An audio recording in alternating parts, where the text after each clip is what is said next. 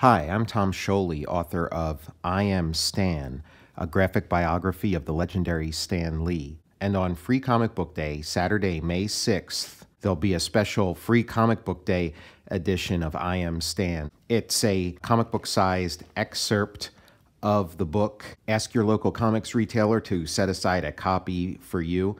And the full book will be out in September. There's a pre-order link in the show notes below to pre-order that book.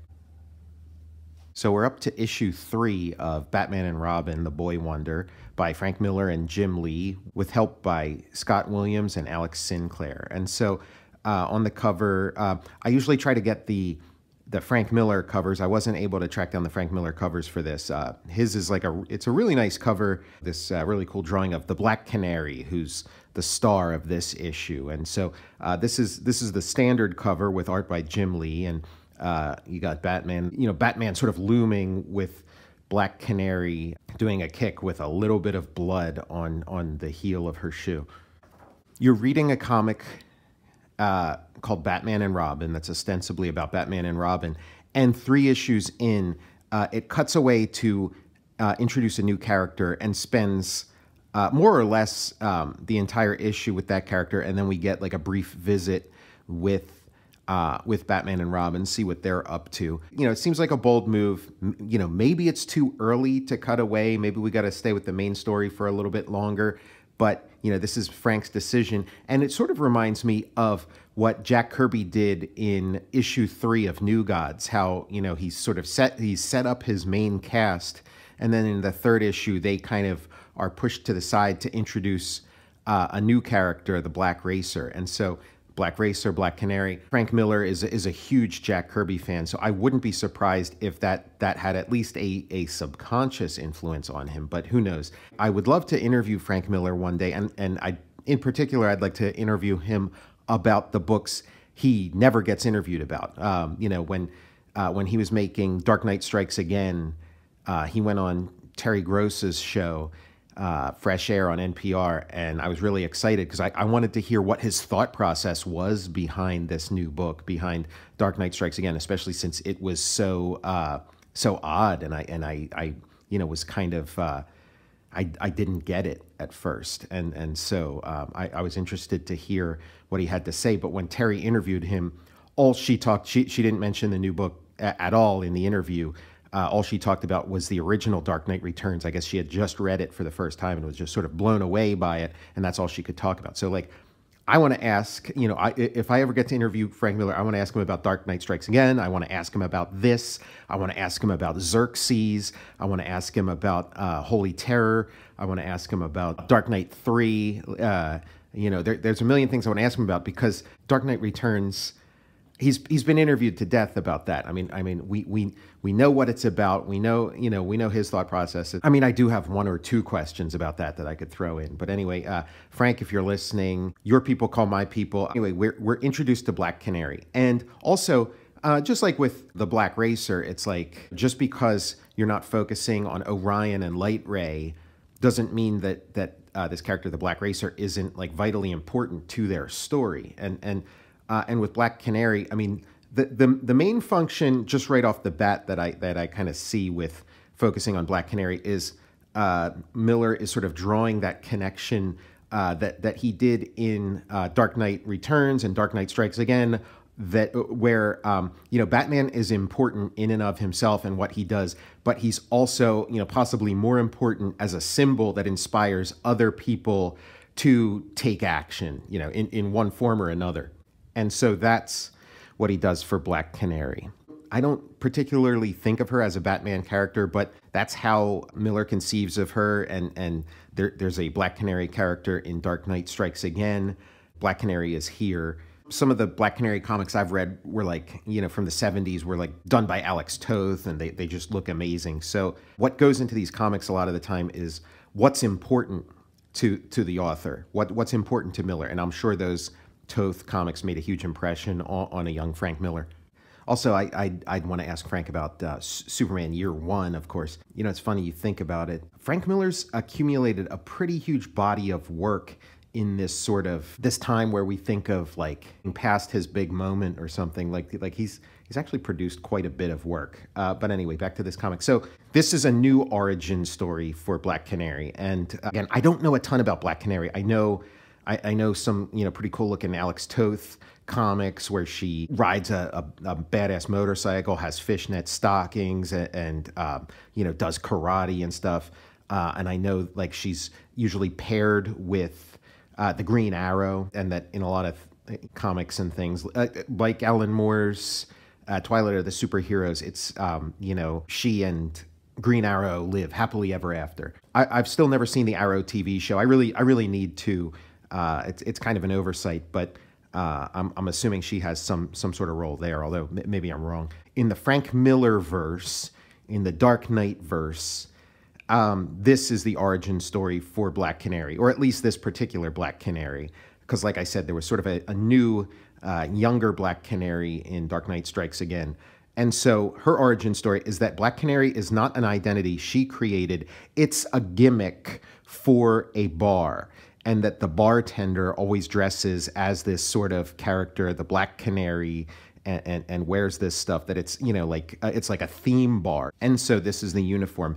And, it's her alone in a sea of toxic masculinity. This sequence goes on for a really long time. And it's written in, Frank Miller style. It's very, it sort of pokes the reader, and she's being just constantly, annoyed, verbally attacked and threatened, all through this story. And she's got a fuse, and it's not a short fuse, it's a long fuse, but she can only be pushed so far. And so this sequence, what really makes it work, for me at least, is this little bit of cartoon language that pops in. And Frank Miller's constantly innovating, and all of his works, I always sort of take note when I'm reading a Frank Miller book, because he's always coming up with little things that it's like, oh yeah, that is a great idea. And he is a believer in the visual language of comics, and that, in sort of the superhero space, it's not employed enough. And he's talked about that all the way back in the Daredevil days. I mean, his Daredevil, as grim and gritty as it is, it's pretty cartoony. And he would use that word, cartoon, cartooning, cartoonist, to describe what he was doing. We get this big splash page. So this kind of gives the scene a momentum. It kind of, with all the sort of Robert Altman kind of, constant chatter, overlapping conversations that are going on, this allows you to be sort of focused on like what's the big picture, what's going on. And she is just being pushed and pushed and pushed beyond her limits as this fuse gets shorter and shorter, shorter and shorter, until it's down to nothing. And again, all these small panels arranged in different ways. And then bam, cathartic release. This double page splash of a guy getting his teeth knocked out with a kick, with the heel in the foreground with a little bit of blood on it. Holy jumping Jesus, what got into her? And yeah, it's like a roadhouse bar. Miller's coming out of the 70s, and if you watch like TV shows from the 70s, movies from the 70s, Burt Reynolds, there's like a fucking bar fight in every single one. So, this is the context Miller's coming out of. And holy jumping Jesus, anytime anybody says holy anything in a Batman comic, it's like it's referencing the Adam West show. And I'm sure Miller's got a whole notebook full of potential holy things that people can say in a comic. And so holy jumping Jesus, it works for me. Holy jumping Jesus is maybe Batman is Frank Miller's jumping Jesus, or Daredevil.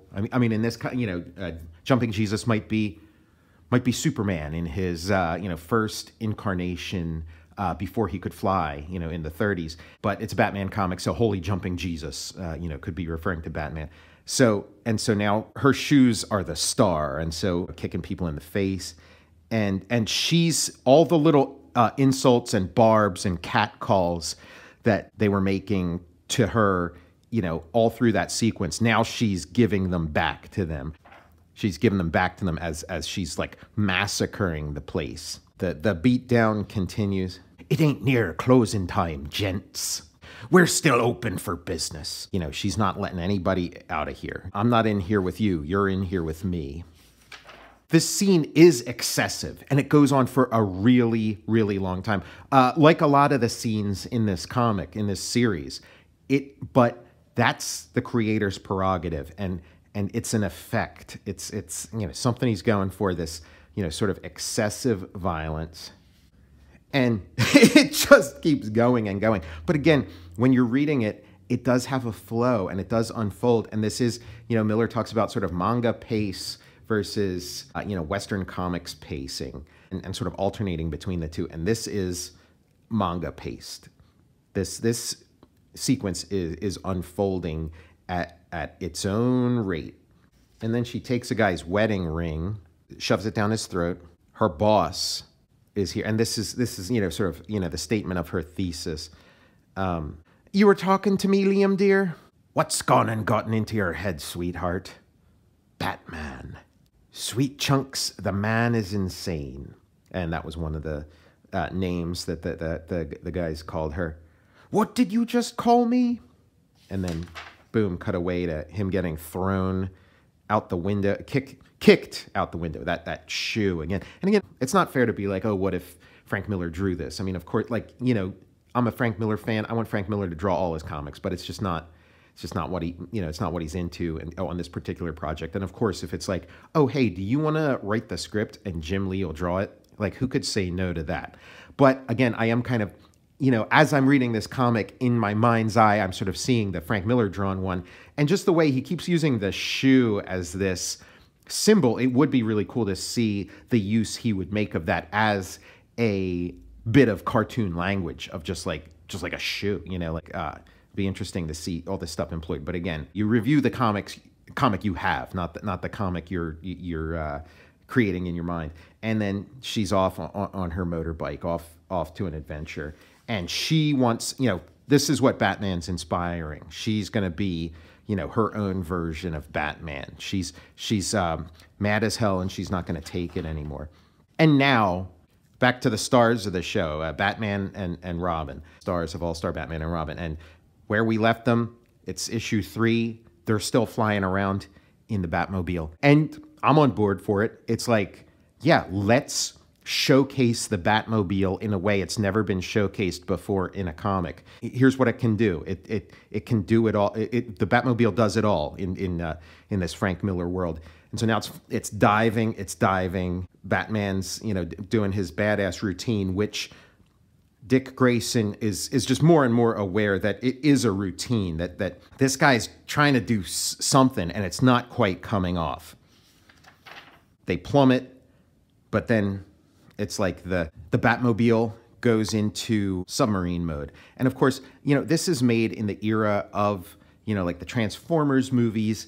And, you know, there's sort of like dominance, you know, at the box office. And there's little bits detaching like you know, like a rocket.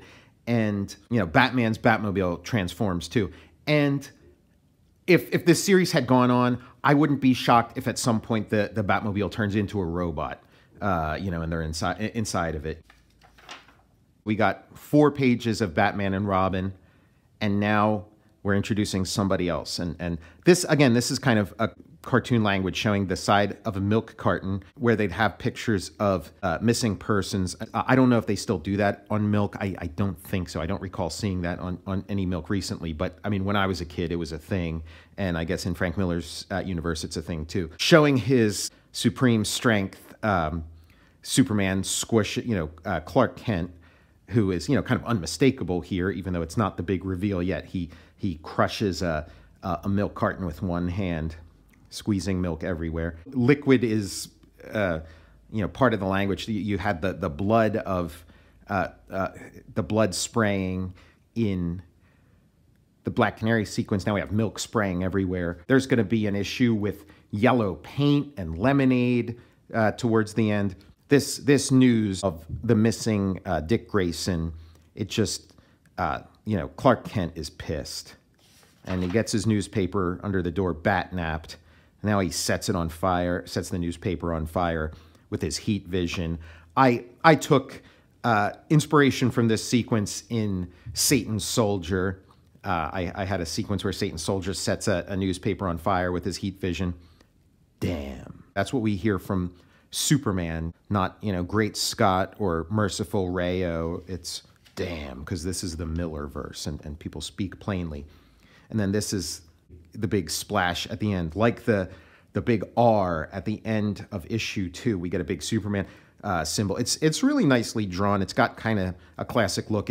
I think Jim Lee was taking inspiration from the way Frank would draw the S in Dark Knight Returns, which in turn took inspiration from the Fleischer cartoons. This doesn't have the punch that the Robin R had in issue 2. I was really kind of blown away by the impact, the motion, the dynamism of such a simple thing as that R. And the Superman S is kind of sitting perfectly on the XY axes, and it just it's not doing it for me. I think this could be a really powerful moment if something were maybe tilted or zoomed in even more or something. But again, it's still doing the job. It's like, okay, this is as extreme as you can get for the Superman ripping his shirt open and seeing the Superman symbol beneath, as we saw in the first Christopher Reeve Superman movie, and I guess all of the Superman movies since then. This is the extreme close-up of that. Again, great idea. Just that R made such an impression. I feel like there's something can be done here, but maybe that'll be a fun art project to try sometime. Anyway, that's issue 3. Join me next time for issue 4. I'm Tom Scioli, author of I Am Stan, a graphic biography of the legendary Stan Lee. And Saturday, May 6th is Free Comic Book Day. And on Free Comic Book Day, there's going to be a Free Comic Book Day version of I Am Stan. Ask your local comics retailer to set aside a copy for you. Free Comic Book Day is their biggest day of the year. These are going to go fast. So if you want your copy, make sure you let your retailer know ahead of time. I'll see you next time for issue 4.